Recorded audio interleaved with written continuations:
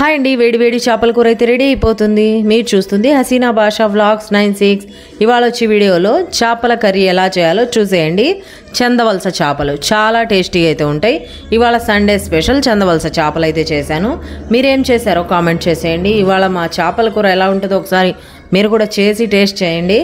ఇప్పుడు వరకు మా ఛానల్ సబ్స్క్రైబ్ చేసుకోకుండా సబ్స్క్రైబ్ చేసుకోండి. ఇలాంటి మంచి మంచి వీడియోస్ కోసం సపోర్ట్ చేయండి.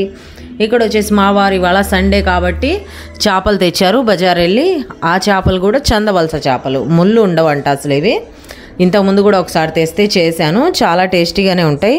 చేపలు అంటే ఇంకా నీట్గా కడుక్కొని కర్రీ చేసుకుంటేనే ఆ చేపల టేస్ట్ తెలిసిద్ది. చేపల స్మెల్ ఇంట్లో ఎక్కడాను రాదు ఇలా కడుక్కుంటే చేపలు. లేకుంటే చేపలు కడిగిన దగ్గర చేపల కూరలో అంతా స్మెల్లే ఉంటుంది.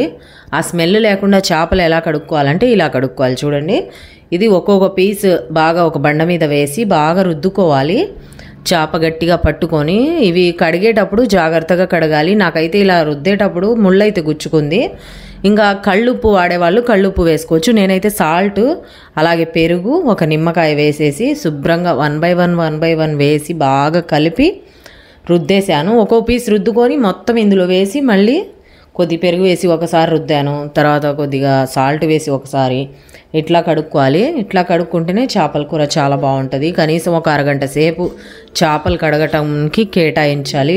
మనం హడావుడిగా చికెన్ లాగా 2 సార్లు అలా కడిగేసి కర్రీ చేసుకుంటే బాగోదు. చేపలు కడగటంలోనే చేపల కర్రీ టేస్ట్ అయితే ఉంటుంది. మీరు ఎలా కడుగుతారు చేపలు కామెంట్ చేయండి. ఎవరైనా నీళ్ళేసి కడుగుతారులేండి. ఇందులో ఒక్కొక్క ఐటెం నిమ్మకాయ వేసారనుకోండి చేపలు గట్టి పడుతుంది ముక్క.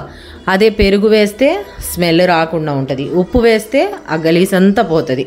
అట్లా ఒక్కో దానికి ఒక్కొక్కటి అయితే ఉంది. మా అమ్మ చేపలు శుభ్రంగా కడిగి చేసిద్ది. అసలు మాంసం తిన్నట్టే మా అమ్మ చేపలు చేస్తే. నేను కూడా సేమ్ మా అమ్మలాగే నేర్చుకున్నాను. చేపల కర్రీ అయితే చాలా టేస్టీగా అయితే చేస్తానని చెప్తారు మా వారు. ఇంకా చందవలస చేపలు తెచ్చారు కాబట్టి ఇన్ని చేపలు కర్రీ చేసినా అన్నీ అయిపోవు. మా చిన్నోడేమో తినడు, నేను మా వారు మన వర్కర్స్. సండే కాబట్టి మన వర్కర్స్ కూడా ఇంకా చేపలు. అందుకనేసి అందరికీ చేయడానికి 4 ముక్కలు పక్కన తీసి మా వారికి ఫ్రై చేద్దామని చెప్పేసి తీశాను. ఇక్కడ వచ్చేసి కర్రీ కోసం ఈ ముక్కలు అయితే పెట్టాను. చూడండి ఎంత నీట్గా ఉన్నాయో. అసలు చేపలు స్మెల్ అనేదే లేదు. ముక్కు దగ్గర పెట్టుకొని చూసినా స్మెల్ రాదు. ఇక్కడ వచ్చేసి దీనికోసం మసాలా కొబ్బరి, వెల్లుల్లి, జీలకర్ర, కొబ్బరి తురుము, చింతపండు ఆల్రెడీ నానబెట్టేశాను. ఒక అరగంట అయింది నానబెట్టి. అది మొత్తం మసాలా మిక్సీ పట్టేశాను. ఆయిల్ వేసేసి ఉల్లిపాయలు వేసి 4 మెంతులు అయితే వేసాను. అందులోనే కొద్ది ఫ్రై అయ్యేదాకా. ఉల్లిపాయలు ఎక్కువ వేసుకోవచ్చు, నేనైతే తక్కువ వేసాను. ఎందుకులే బన్ని ఉల్లిపాయలు అని చెప్పేసి. ఆయిల్లో ఇది బాగా ఫ్రై అయిపోవాలి, లైట్ కలర్ రావాలి. అందులోనే కొత్తిమీర కొద్దిగా, కరివేపాకు కొద్దిగా వేసేసాను. అది కూడా కొద్దిగా ఫ్రై అయిపోవాలి, ఎక్కువ ఫ్రై అవ్వాల్సిన పని లేదు. ఇది ఫ్రై అయ్యాక మనం ఫస్ట్గా పట్టుకున్న మసాలా ఉంది కదా, కొబ్బరి, వెల్లుల్లి అలాగే జీలకర్ర అన్నీ ఇవైతే వేసేసాను ఇందులో. ఇది కూడా బాగా ఫ్రై అవ్వాలి. చేపల కూర అంటే అల్లం వెల్లుల్లి పేస్ట్ వేయకూడదు. వెల్లుల్లి ఒక్కటి వేసుకోవచ్చు, అల్లం వేయకూడదు. అందుకే నేను అల్లం స్కిప్ చేశాను. మీరు కావాలంటే వేసుకోవచ్చు, అది ఎవరి ఇష్టం వాళ్ళది. నేనైతే వేయట్లేదు. ఇక్కడ వచ్చేసి ఇది బాగా ఫ్రై అయిపోవాలి. అందులోనే ఫ్రై అయ్యేటప్పుడు ఉప్పు, కారం, పసుపు. ఉప్పు మళ్ళీ చూసుకోవచ్చు, కారం కొద్దిగా ఎక్కువ వేసాను, కొద్దిగా పసుపు. ఇవన్నీ బాగా ఫ్రై అయిపోవాలి, ఎక్కువ కాదు. ఆయిల్ పైకి తేలే వరకు బాగా ఫ్రై చేసుకోవాలి. ఏదైనా కర్రీస్ పచ్చి వాసన లేకుండా ఫ్రై చేసుకోవాలి.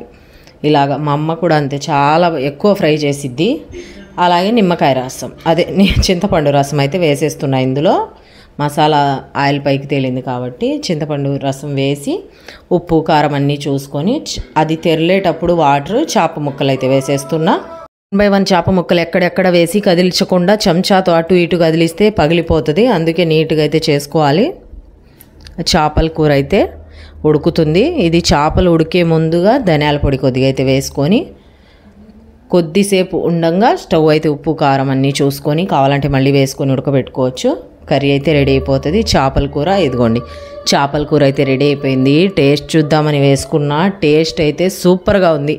మీరు ఒకసారి ఖచ్చితంగా ట్రై చేయండి. అంత బాగా కుదిరింది చందవలస చేపల కూర. ఈ వీడియో నచ్చితే లైక్ చేయండి, షేర్ చేయండి, సబ్స్క్రైబ్ చేసుకోండి. బాయ్.